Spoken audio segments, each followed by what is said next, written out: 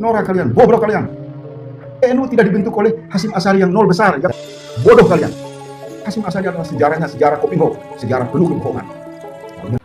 Assalamualaikum warahmatullahi wabarakatuh. Pemirsa channel PWI Kota Surakarta yang kami cintai, dimanapun Anda berada, semoga selalu diberikan kesehatan, kebahagiaan, dan ketentraman.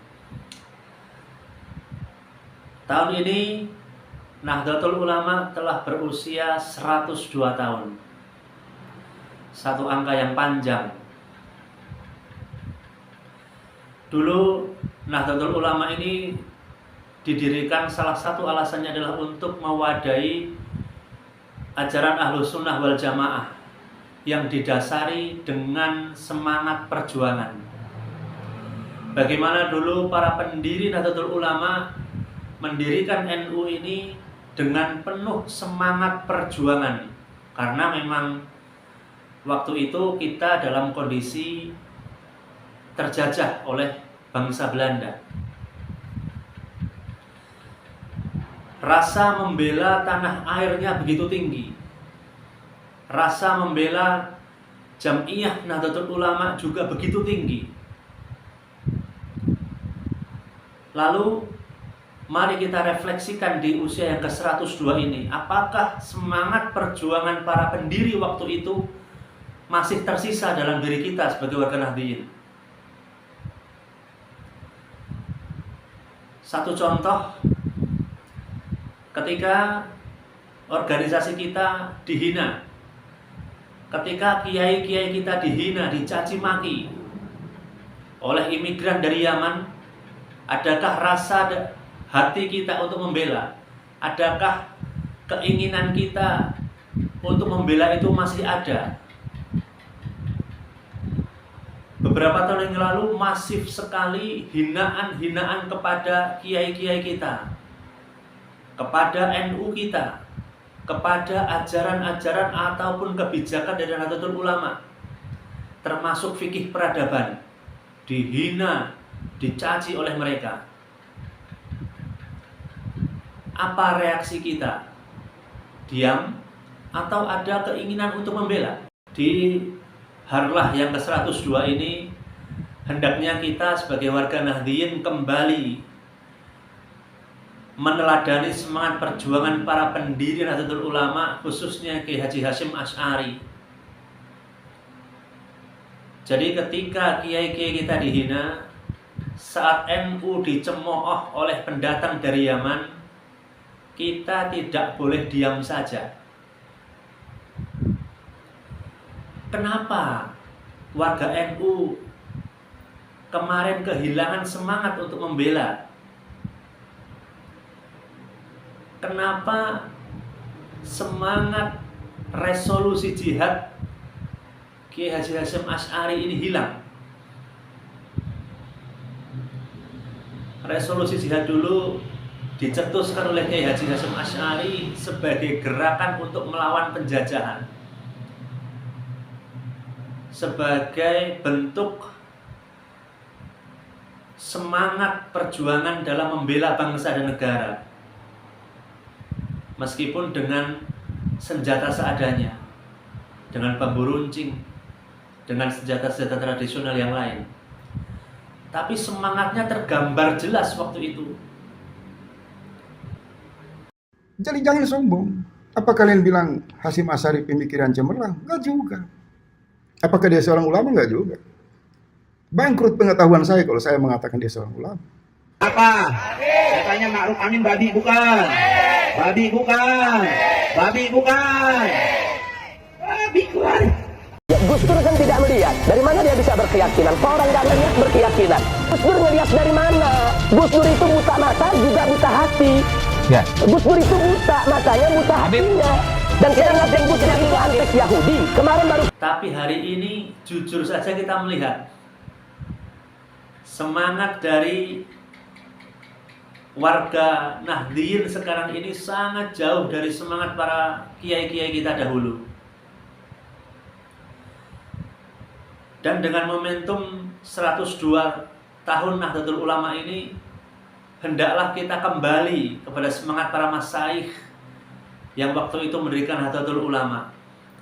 Selama ini kita tanpa sadar didoktrin, terbelenggu oleh doktrin-doktrin dari Ba'alwi Yaman yang mengaku sebagai dzurriyyah Nabi.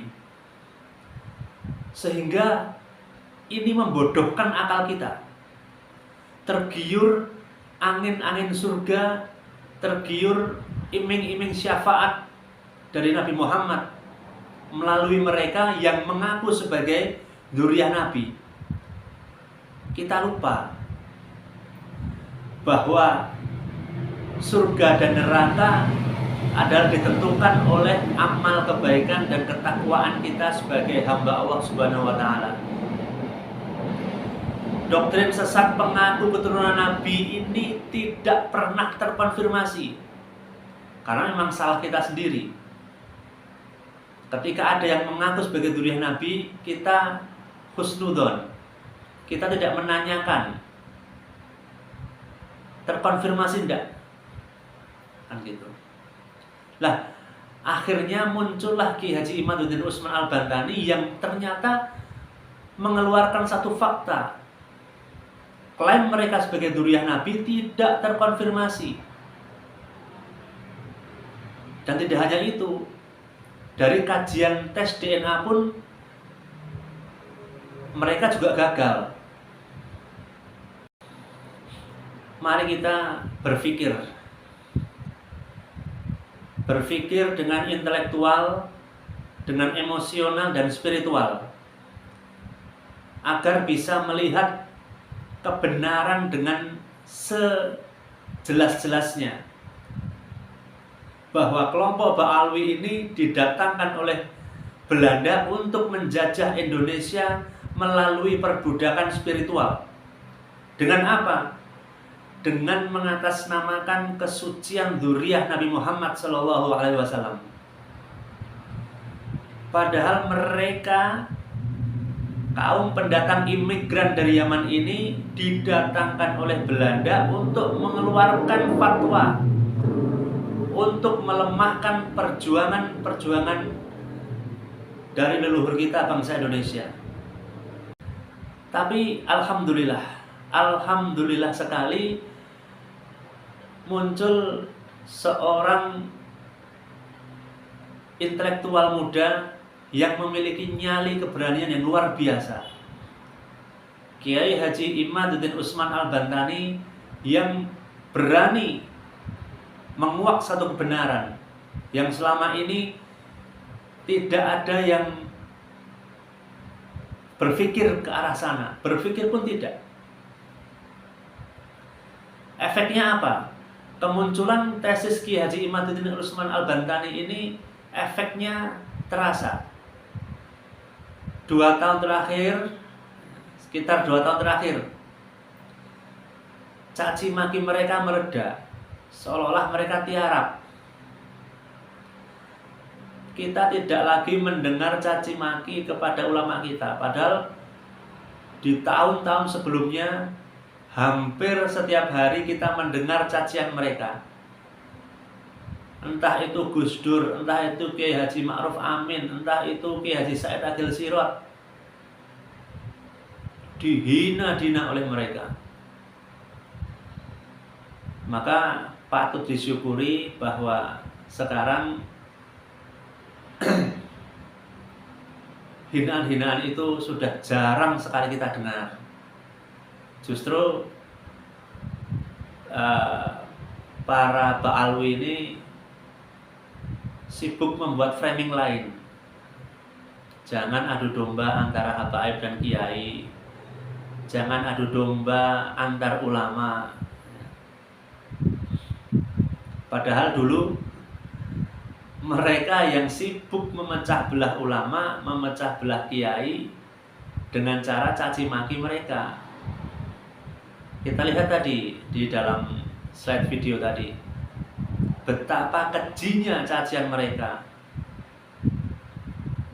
betapa tanpa hati mereka mengucapkan kalimat-kalimat itu kepada kiai-kiai kita. Ya, akhirnya mari kita tumbuhkan lagi semangat kita dalam menjaga Indonesia ini pada umumnya, dan menjaga kiai-kiai kita, menjaga ajaran-ajaran kiai kita dari doktrin-doktrin sesat Ta'alwi. Saya kira itu, kurang lebihnya mohon maaf. Wallahul muwaffiq ila aqwamit thoriq. Assalamualaikum warahmatullahi wabarakatuh.